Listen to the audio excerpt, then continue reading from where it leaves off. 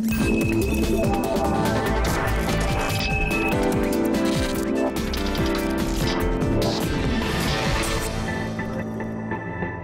to the Keiser Report. I'm Max Keiser. An article at Business Insider brags for Americans who feel insecure about their country in light of China's impressive achievements. It may be reassuring to know that wealthy Chinese would rather move to the United States than stay at home. Yes, rich Chinese are getting green cards in record numbers. Do they love you for your freedom? Well, not exactly, for according to the headline, China's wealthiest citizens are fleeing to the U.S. amid corruption crackdown. Yes, you Americans shouldn't feel so insecure because apparently America is the best place to flee to if you're corrupt. Stacy? They love us for our freedom to steal and get away with it. The shining city on a hill that's been stolen. Well, China's wealthiest citizens are fleeing to U.S. amid corruption crackdown is the headline.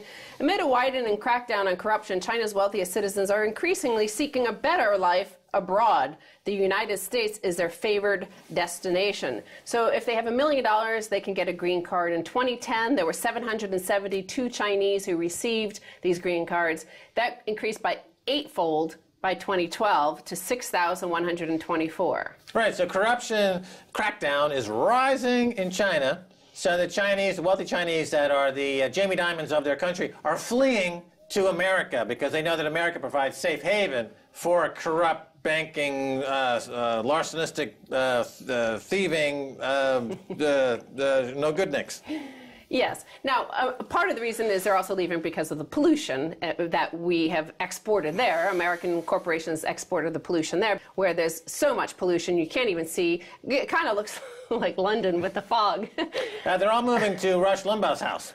So Rush Limbaugh is being now surrounded by Chinese people, escaping the pollution that he's so eloquently defended Chinese companies had the right to do on behalf of profiteers in America. The crackdown, we'll go into that here. Over the last year, Chairman Xi Jinping has overseen investigations into some of China's wealthiest and most powerful party figures, including those who have profited massively from the state-owned oil industry. He has vowed to take down both tigers, which are the top bosses, and flies, which are local officials. So in January, he stepped up his campaign to forbidding the promotion, for example, of officials who have spouses or children living overseas. These are called naked officials, and they're denied promotion because they tend to be the most corrupt, they found. Well, these are the Chinese equivalent to anchor babies. So the Chinese officials who are wealthy, they have their anchor babies that they set up at Harvard or Yale, some other Ivy League school. In Mexico and other countries, of course, they claim to have these anchor babies in the United States as a way to acquire green cards. China has their own anchor baby system, but it's about putting their sons and daughters into the classrooms at Ivy League schools. But it also shows you for sure that America is this empire because they crack down on Switzerland. They chase there fanatically, and they'll overthrow their governments and their constitutions and their laws if one single American has an account over there. But they welcome everybody else who is willing to loot from their own nation and take it back into the United States. Yeah, absolutely right. The U.S. Financial authorities are out there in places like Switzerland cracking down on folks who are just trying to escape kind of the miasma of fraud in the United States, simultaneously welcome fraudsters from other countries to take up residency in the United States. Well, it also shows what Paul Krugman said, is that the U.S. dollar is backed by men with guns. Here, the entire system is backed with men with guns who protect the the people who are able to loot. And by the way, the housing market here, if China is indeed going to crack down on people stealing and looting from their nation, this is how they launder their money, through the properties here that we always point to behind us. Yeah, but Boris Johnson runs a laundromat. It's called the City of London, and he welcomes Chinese hot money, or money that's been stolen, to be laundered in London. That's his job. He's I don't know, there must be a name for it, where he's, a pork bun or something that is basically a laundromat service for Chinese kleptocrats. Naked pork bun. He's a naked pork bun. Boris Johnson. So now here they're coming to a place where there is no crackdown on corruption. We're going to look at a few headlines here. Analysis: lawsuits over Forex market face uncertain future.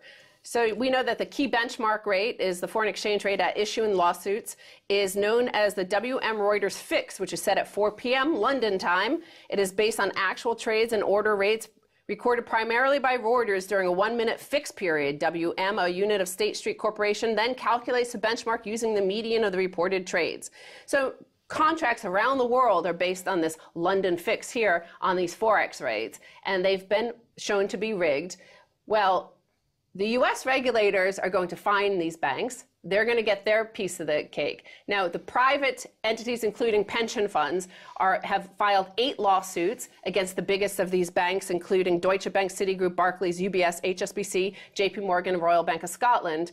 But it looks like their analysis is saying that they're not going to get anything because they're suing them on the Anti-Sherman Antitrust Act.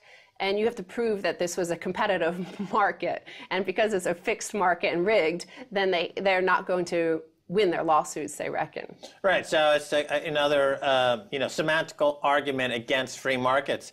And these indexes, like the one you described for Forex, where you have your daily rigging here in London, it's kind of like you've got the Panama Canal or the Suez Canal. You own the rights to the path toward getting a free trade off, getting a trade done.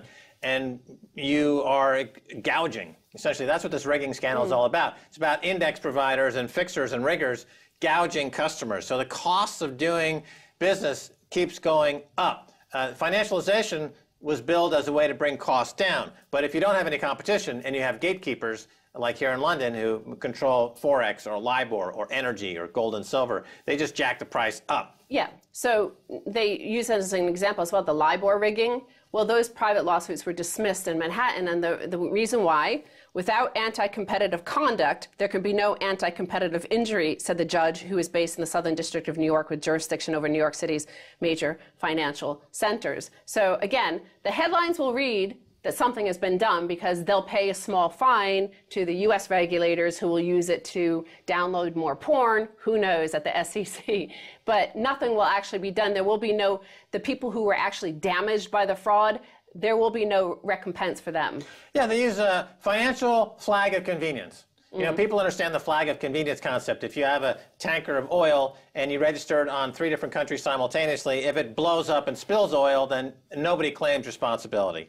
Same thing with the financial business now. All of these financial trades are going through indexes, going through mechanisms that nobody really claims ownership to. Nobody really has jurisdiction on any of these areas where these trades are being done. If they go through, they're happy to take the profit. But if they're caught rigging, then, oh my God, nobody actually owns that exchange, nobody owns that index, it's a flag of convenience, we take no responsibility, and they let the economy begin to collapse to the point where there's a crisis, it's an extortion racket, and then they'll come in and say, well, we'll be happy to bail you out of the crisis that we caused. It's like arsonists showing up at the scene of the crime, explaining how to put out the fire that they themselves created. So these financial firms are financial arsonists, and they're ready to profit both on the financial arson and on advising the government how to put out the financial arson until they start the next fire. So let's look at why all these allegedly corrupt officials in China might be fleeing to the U.S. and the U.K. They also mentioned that a lot are coming to the United Kingdom. Well, so I mentioned the LIBOR rigging. Here are some headline about that, because not only do the government regulators and the governments provide you safe haven, but the media also paints a halo around you, literally. Fines for rate rigging city banks will be used to help fund veterans' charities. Now look at the photo. You see that with this article, Barclays looking heavenly in this photo, because Barclays, the saintly sort of giving people to charity, well, the 40 million pounds in fines that they're paying for rigging LIBOR rates, that's going to provide some money to veterans' charities to help them update their housing and give to veterans, homeless veterans. So here you have, we don't know for real, because there will never be an open investigation into LIBOR, how many trillions might have been stolen or hundreds of billions. But they're going to give 40 million pounds to some veterans' charity and be painted on the front page of the newspaper looking saintly. All right, well, Barclays is tearing a page out of Nicky Barnes' playbook. Remember, Nicky Barnes was a famous heroin dealer in Harlem who controlled a big part of the trade. And every Thanksgiving, he would give the people who he had strung out on heroin, who were dying in the street, collapsing on the street from heroin overdoses, he would give them a free turkey.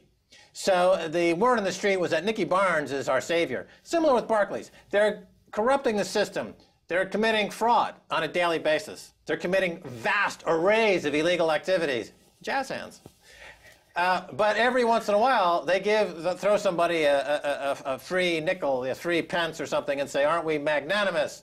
You know, it's like John D. Rockefeller used to give out dimes on the street to little kids for the propaganda potential of there's John D. Rockefeller, billionaire, giving away dimes to little street urchins. Isn't he magnanimous? So Barclays understands propaganda.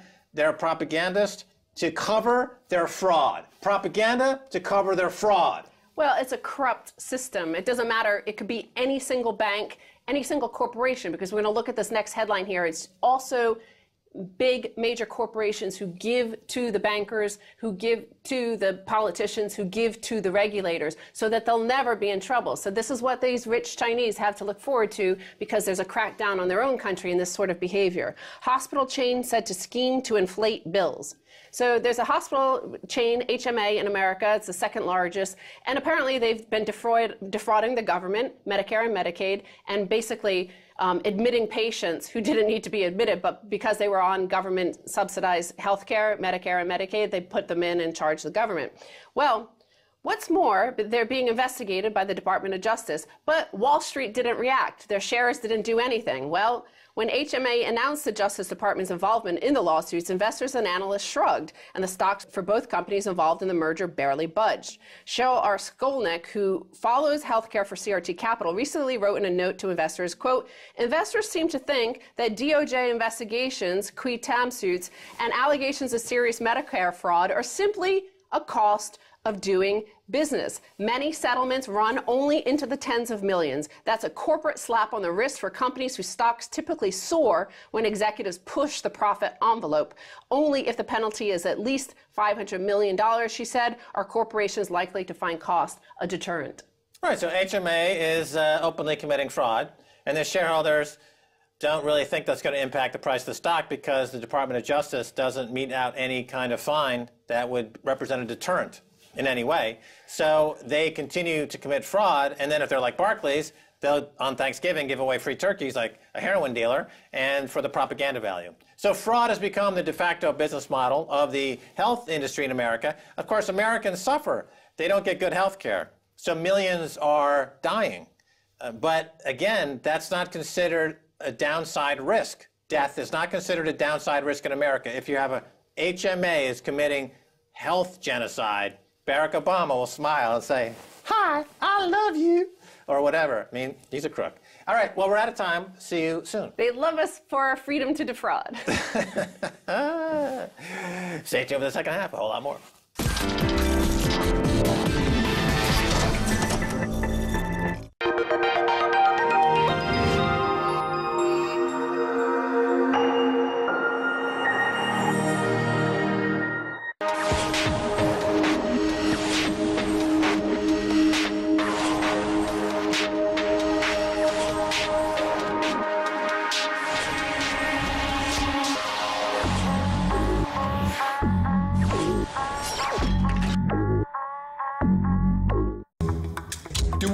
Your language.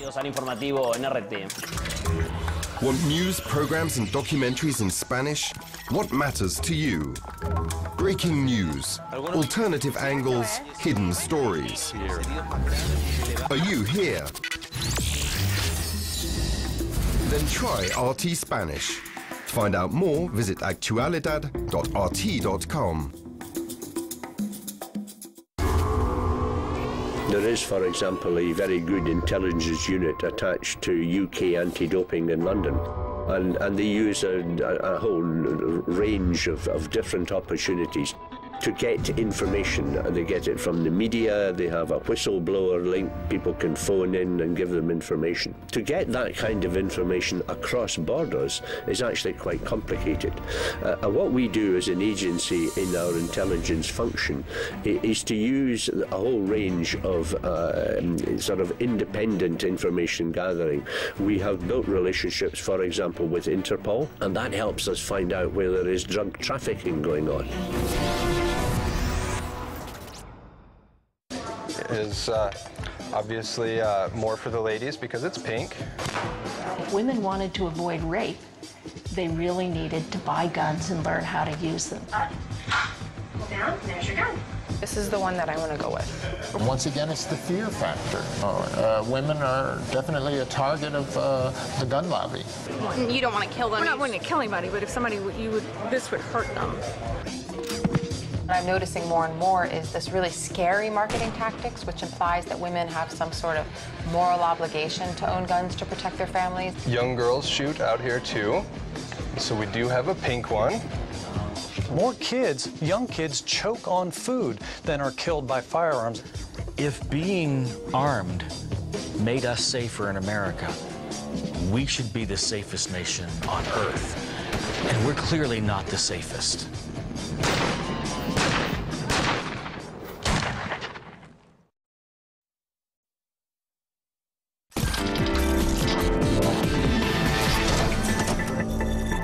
Welcome back to the Keiser Report. I'm Max Keiser. Time now to turn to Linda Kaucher of Stop TTIP. Tell us a little bit about TTIP. What is it? Well, it stands for the US-EU Transatlantic Trade and Investment Partnership. So a free trade agreement between the US and the EU, but not really about trade. Trade's a feel-good word that corporations can hide behind. Okay, let me just stop you right there for a second. So in other words, it sounds like another one of these deals like TTP we've heard about, right? That's another deal. It's very similar to TPP on the other side of the world. Yeah. And to get on your point for a second, it sounds so nice in trade. I talk about trade, but when you dig down into it, there's some not so great things. Talk a little bit about that. Well, with TTIP, they're actually coming around to corporations pretty much writing law, and then suing governments if there's law that they don't like. That's how far it's getting. Now, this seems incredible to me. In other words, the example I've heard is that in the UK, for example, you have fracking going on. And some of these companies are coming from outside the UK. And they're involved in fracking. And if, in fact, they cause a lot of problems, they cause a lot of environmental problems, they can go and sue the government for the duress of being accused of having created problems, and then they can get the government to pay penalties to the company and to raise money to pay those penalties by taxing people in the UK, right? So they give these outside corporations powers that are above the country itself. Isn't that correct? Yes, it is. In fact, you're talking about the investor-state dispute settlement aspect of TTIP. But in fact, all free trade agreements tie us into permanent neoliberalism. That's the idea of free trade agreements. And so via international trade law, which is above national law, which is above EU law, and then that's a form of law that is only judged on free trade values. So that's what we get tied permanently into with free trade agreements generally. So TTIP has all the usual inclusions of free trade agreements, like tax tariff reductions, liberalisation of services to give service investors rights, the big public procurement grab, strengthened intellectual property rights for corporations. So that's all the stuff that's usually in free trade agreements. But the TTIP's much more. It has, as you say, ISDS, investor-state dispute settlement, but the real main part of it is regulatory harmonization, which is bringing together the regulation of the EU and the US so that they're the same. But when you consider this is a corporate agenda, so it's corporations, transnational corporations pushing this, and particularly financial services like the City of London Corporation pushing this agenda, you can see that what they call trade irritants regulations are going to come down. Trade irritants. That's the term they use in trade speak. Anything that kind of gets in the way of them making some of these profits. You know, it seems that the problems in the last few years, particularly in the banking sector, is that there's very little accountability. And yet, and also we've noticed that there seems to be almost a two-tier justice system evolving, where corporations have rights that are not enjoyed by everyone else, and they seem to be getting away with stuff that if the average person tried it, they'd go to jail. But these types of deals like TTIP and TTP, we're talking about almost now less accountability by creating a three-tier justice system. Not only do the corporations nationally are exempt from the rule of law, but now they're giving themselves the right to be exempt from rule of law on a global basis. It's less accountability. It's going in the opposite direction than what you'd expect given all the scandals of the past few years. Your thoughts? Well, with this regulatory harmonization, the EU has a lot to lose. People in the EU have a lot to lose because our standards on health and safety generally, GM food, lots of food standards, chemical safety, data protection, they're all higher in the EU. So harmonization means we lose a lot. Financial service regulation, at this point in time, the US has higher regulation. So that's, the EU's pushing hard for that to be included in the trade agreement, so pulling down financial service regulation. But when somebody has a complaint, they go to what body to express that complaint for redress? It's a global institution now. It's an international institution. They don't go to the government. No, it's above national law. Yeah. So yeah. That's the argument is that national courts will be biased, and they also apply that to the European Court of Justice, that will be biased too. So they're not good enough. So it has to go to an arbitration panel, which is 3 trade lawyers. But importantly, so it is supranational in that sense, but also the fact that they judge just on free trade criteria. So everything that we expect in law, considerations of environment and social welfare, that has no place in it whatsoever. It's only judged on criteria of free trade. Right. This idea of free trade, this term free trade, is anything but free trade. It's not even neoliberalism. I mean, neoliberalism, if going back to the history of economic liberalism or Adam Smith, or the idea of there being supply and demand is matched somehow in the marketplace, that's been completely corrupted now because you have a few monopolists and oligopolists that have completely taken over these markets, and they've imposed monopoly pricing. So if there was free trade, for example, you wouldn't see the kind of price gouging you see in the UK. They have, for example, in the UK, there's 6 big energy companies, and they routinely rig prices. They gouge prices. They collude. Yeah, for sure. Yeah. Okay. Now, not only so as a victim of price gouging in the UK, under the schemes that you're talking about here, I can't even go to the UK government anymore to complain. I have to go to a supranational global institution to complain, and of course they're nowhere. They're amorphous. It's a moving target, and we're using their definitions of what free trade is. Which you don't have any rights to complain to these panels anyway. Right, but even if I did, in other words, there's even less chain of responsibility. It's being diluted, it seems to me. Okay, let me move on here. So what about here in the UK, the NHS, for example? What impact would this have? Would this deal have on healthcare here in the UK? Okay, I was in Brussels a few years back when I heard from the Trade Commission that health was the primary target for harmonisation. Right, years back, even though this agreement was just formally introduced last year, and with the Health and Social Care Act that was introduced here as national legislation at the end of 2012, that harmonisation with the US has happened here with the NHS. What difference the TTIP will make is that however disastrous the act proves to be, that it becomes irreversible once it's in the trade agreement. So the Labour Party, for instance, at the moment is running on a pre-election line of reversing or repealing the act, but with this coming in fast, they actually won't be able to, so we need a more realistic presentation from the Labour Party, from the opposition. And what we really need is an exemption of the NHS from the trade agreement. Obviously, we'd like to stop the trade agreement, but we need, as a fallback position, we need an exemption of the NHS from the trade agreement for sure. And that has to come through Cameron. It's almost as if the concept here is to benchmark your public services against the worst examples. Usually in corporate settings, there's this idea of benchmarking where you try to create benchmarks against the best examples in class. But here's the American health system, which is a scandalous catastrophe. And yet the UK, under Cameron, wants to benchmark the UK NHS against a loser. Same thing with fracking. Fracking has been proven to be an enormous disaster in the US. It's not cost effective. It's an ecological disaster. And it's very short-lived. It doesn't provide anywhere near the length of energy resources that they claim to do.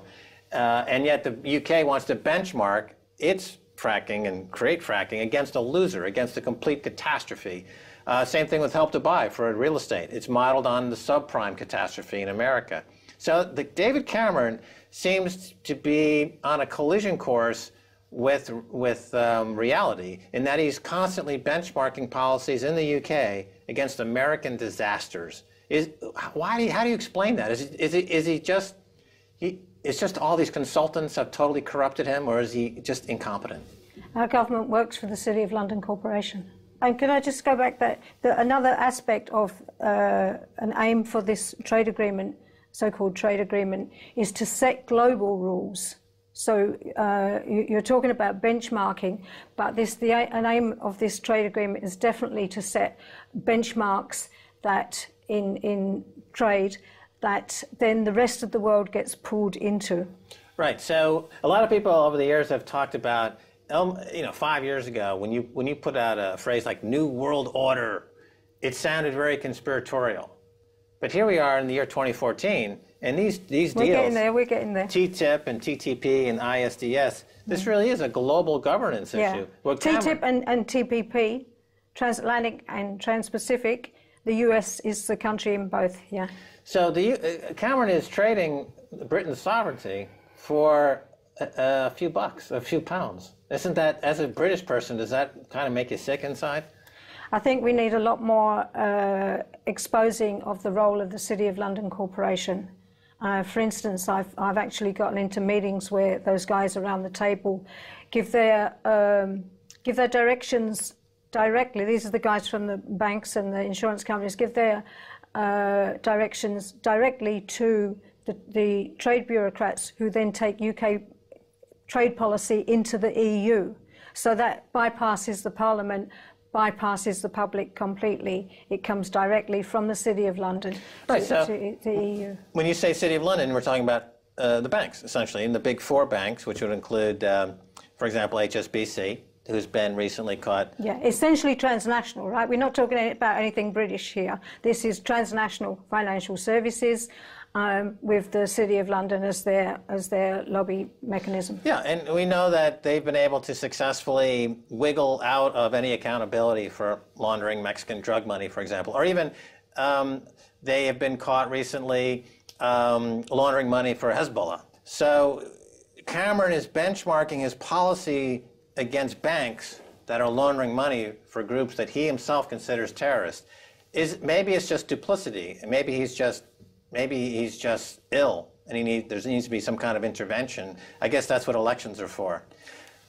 I think it's time to wake up from thinking that our governments have been acting for the people, have been acting for the City of London Corporation. All right, we'll leave it there. Linda Kaucher, thanks so much for being on the Keiser Report. Right. And that's going to do it for this edition of the Keiser Report with me, Max Keiser, and Stacy Herbert. I'd like to thank our guest, Linda Kaucher of Stop TTIP.